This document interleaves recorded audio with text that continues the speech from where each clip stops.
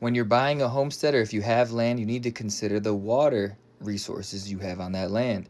Today we'll cover the smaller ones, the streams and the ponds, because rivers and lakes, not too many people have access to them on the property that you own. However, with streams and ponds, those are good opportunities for water and water catchment on your property. Streams are usually at the lower parts of your property. This is because the water sheds down the elevations of a hillside, of a gorge, etc. And ponds can be already on your property or you could construct them.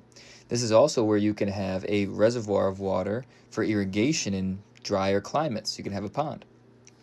Water needs to be considered not just from naturally what's on your land, but also what you could construct to continue to harvest water from the land or to slow down the water being shed from your land.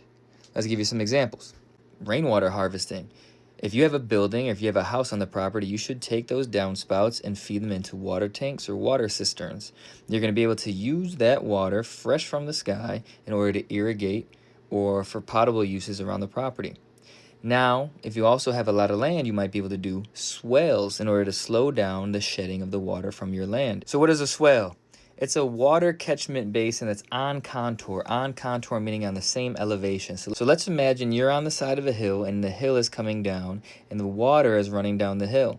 On the same elevation of that hill, you can dig a ditch, excavate a little ditch here, and put all the dirt on the downhill side. What does this do? The water comes down and it gets caught in this swale and it slows the shedding of the water out of your land.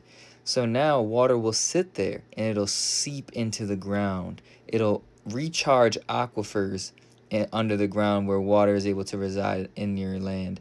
And also on this downhill berm that you use with that loose dirt, you can plant trees, plants, herbs. Even in the water itself, you can put water plants. This is very, very, very impactful for the land because now you have an automatic irrigation system.